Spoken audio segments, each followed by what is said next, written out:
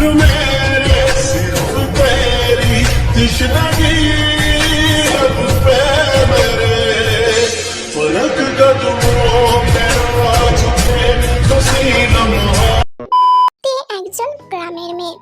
তে হলো জিন বেগমের একমাত্র ভাইয়ের মেয়ে। জিন বেগমের ভাই হলো জেহব সাহেবের একমাত্র মেয়ে কিম তেয়ং। তাকে সবাই ছোট করে তে নামে ডাকে। তে দেখতে ভীষণ সুন্দর। তে ছোটবেলা থেকেই ভীষণ চঞ্চল। তে খুব বেশি কথা বলতে পছন্দ করে।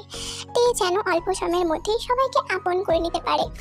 তে দেখতে ভীষণই সুন্দর। কোমর পর্যন্ত ঘন রেশমি চুল, তার সাথে চোখ দুটোতে যেন মায়াতে ভরা, আদর জোড়া গোলাপির পাপড়ির মতো, তার সাথে গায়ের রং দুধে আলতা। তে দেখতে ভীষণ সুন্দর, যে কেউ দেখলেই তৎক্ষণাৎ পাগল হয়ে যাবে, তের মায়ায় ডুবে যাবে। তের বাবা গ্রামের প্রধান। তের বাবা ভীষণ ভালো মনের মানুষ। যে কেউ তের বাবার সাথে কথা বললেই বুঝতে পারবে তিনি কেমন প্রকৃতির মানুষ। এদিকে তের দাদু ছিলেন বেগম সাহেব। তিনি পরলোক গমন করেছেন আজ 10 বছর হয়েছে। তে তখন বেশ ছোট ছিল। তের দাদুও তেকে ভীষণ পরিমাণে ভালোবাসতেন। তের বাবাও ভীষণ ভালোবাসেন তেকে। তের দাদু ছিলেন গ্রামের প্রধান, তিনি তো এখন আর নেই। তাই তার বাবার ঐতিহ্য ধরে রাখার জন্য তের বাবাও এখন গ্রামের প্রধান হয়েছে। তে তার বাবাকেও ভীষণ ভালোবাসে। তের আম্মু হচ্ছে ইয়নজুন। এখন তের পরিবারে আছে জেহব, ইয়নজুন আর তে। আর তের দাদিমা লিজা, ইনি একমাত্র যার সাথে তে তার মনের সব কথাগুলো শেয়ার করে। আজকে তে খুব সকালে উঠেছে, খাওয়া দাওয়া করে রেডি হচ্ছে স্কুল যাবার জন্য। তের বয়স মাত্র 15। তে ক্লাস 10-এ পড়ে। আজকে তে খুব সুন্দর করে সাজছে স্কুল যাওয়ার জন্য, এমন করে সাজছে যেন কোথাও বিয়ে খেতে যাচ্ছে। এদিকে জিমিন তের জন্য বসে আছে স্কুলে যাওয়ার জন্য। আরে তে কতক্ষণ লাগে বলতো? হ্যাঁ, তো সাজতে সাজতে মানে রাত হয়ে যায়, তাও তো সাজা হইব না। মানে স্কুলে গেলে এত করে কে সাজে ভাই? তুই তো এমনিই সুন্দর পরীর মতো দেখা যায় তোরে, তো এত সাজতেছিস কেন? আরে জিমিন তুই বুঝোস না কেন? হ্যাঁ, স্কুলে গিয়ে সব ছেলেগুলোকে পাগল করতে হইব না, বুঝোস না? হ্যাঁ, আর তুই আমার ফ্রেন্ড না, বুঝছিস? তুই আমার দুশ্মন। তুই সাজতে দিচ্ছিস না কিসের জন্য বলতো? একদম ফাটাই ফেলবো, বুঝছিস? চুপ করে বসে থাক আর আমাকে সাজতে দে। তে জিমিনকে উপেক্ষা করে ইচ্ছা মতন সাজতে থাকে। তে কমলা কালার একটা চুড়িদার পরেছে, তার সাথে সাদা কালার পাটিয়ালি প্যান্ট। গ্রামের মেয়েরা যেমন করে যেসব ড্রেস পরে স্কুলে যায় আর কি।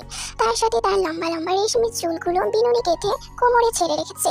চোখে গাঢ় কালো কাজল, ঠোঁট জোড়াতে হালকা গোলাপি লিপস্টিক। এতেই যেন থেকে পরীর মতন দেখা যায়।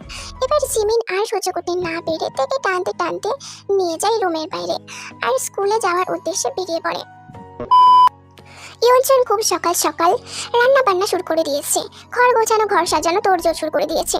আজকে তাদের বাড়িতে মেহমান আসবে বলে কথা। আজকে যেন বাড়িতে খুশির ছোঁয়া। এদিকে লিজা বেগম অনেক বেশি খুশি, কারণ আজকে 10 বছর পর সে তার ডার্লিংকে দেখতে পাবে। তার একমাত্র ডার্লিং আসবে আজকে, তার মনে যেন রং লেগে গেছে। এদিকে জেহব সাহেবও বাজার থেকে যেন সমস্ত কিছু তুলে নিয়ে এসেছে বাড়িতে।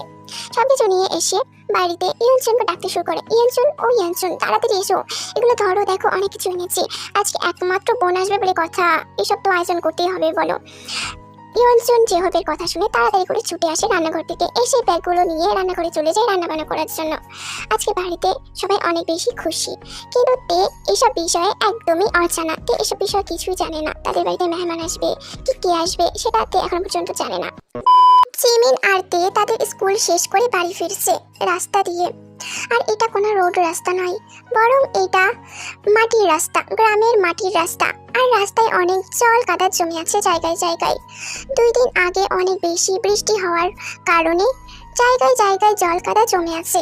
বুঝোই তো, গ্রামের রাস্তা, 2 দিন বৃষ্টি হলেই 10 দিন জল কাদা জমে থাকে রাস্তায়। তাই জিমিন আর তে খুব সাবধানে রাস্তা দিয়ে হেঁটে হেঁটে বাড়ি ফিরতে থাকে।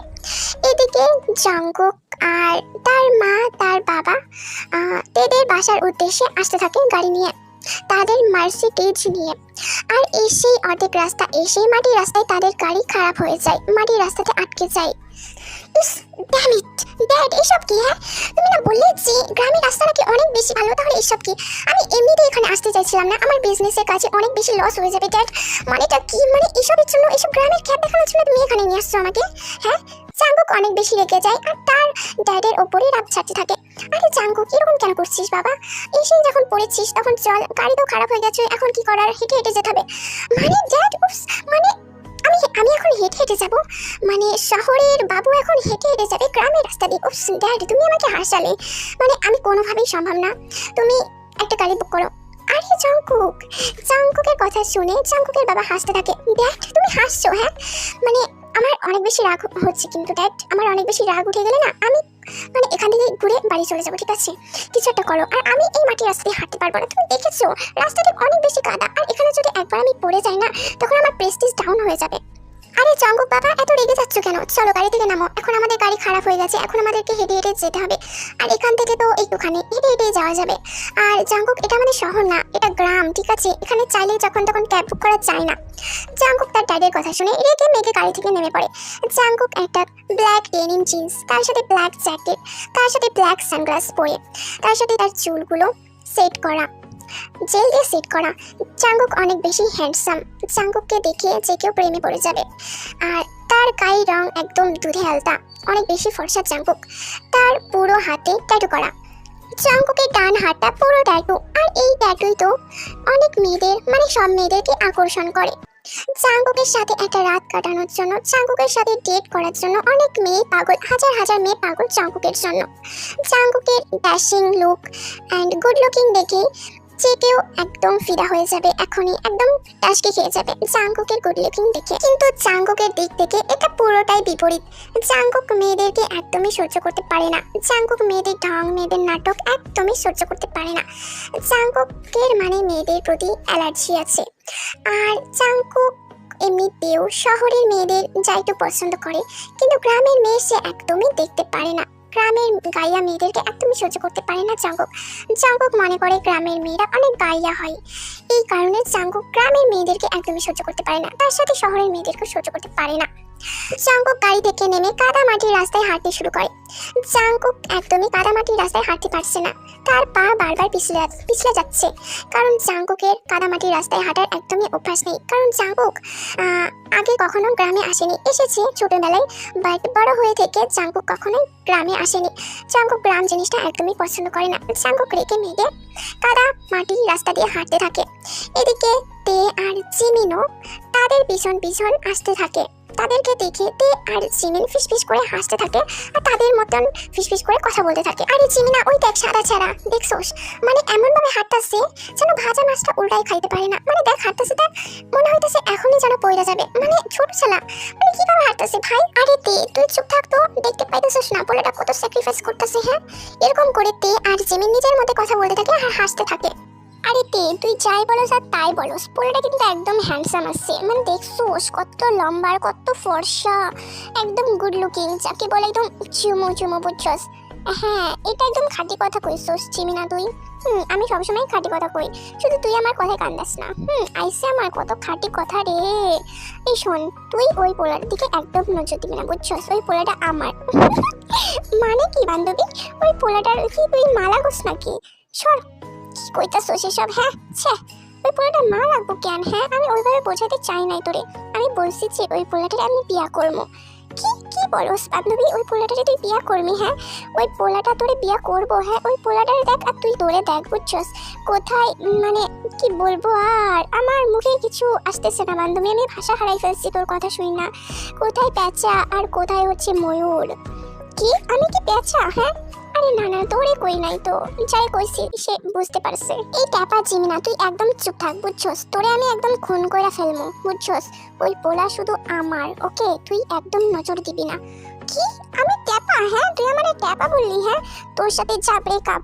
কি বলস ভাই, আমি আর তুই কি জিএফপিএফ নাকি যে তোর আর আমার ব্রেকআপ হয়ে যাইব? বান্ধবী ঠিক কইছস, আমাদের জীবনে ব্রেকআপ হইব না। সো দেখ পোলাটা কিভাবে হাঁটতেছে, দেখ। জিমিন আর তে জাংকুককে দেখে হাসতে থাকে। এদিকে জাংকুক অনেক স্যাক্রিফাইস করে, অনেক কষ্ট করে রাস্তা দিয়ে হাঁটতে থাকে।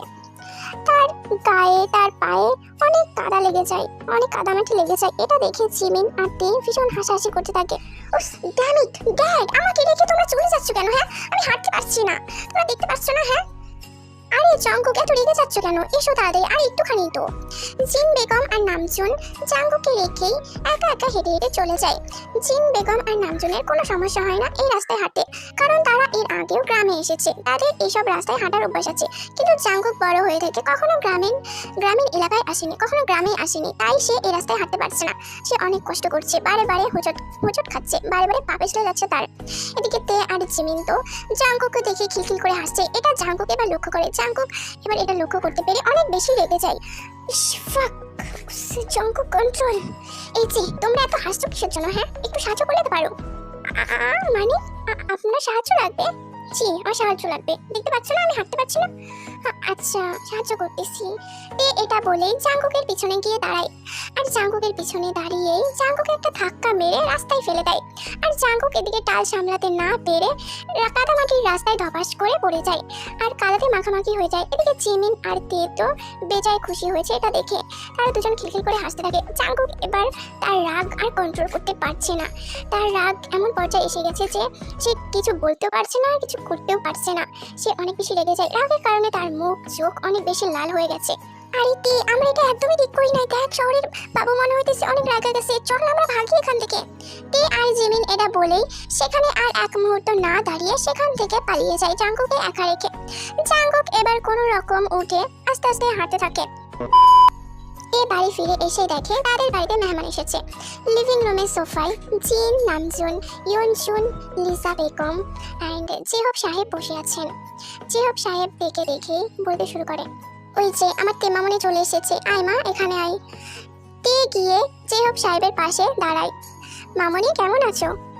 আমি ভালো আছি। আপনি জিন মামুনি না? আমি আপনার এই ছবিতে দেখছি, আপনি অনেক সুন্দর, আর আপনি তো সামনে থেকে অনেক বেশি বিউটিফুল, সো বিউটিফুল। মামুনি তুমি অনেক সুন্দর। জিন বেগম তো খুশিতে আত্মহারা হয়ে যায় তার প্রশংসা শুনে। সে তেকে অনেক বেশি পছন্দ করে ফেলে। সে ঠিক করে নেয় জাঙ্কুকের সাথে তের বিয়ে দিবে। তে একদম পারফেক্ট জাঙ্কুকের জন্য।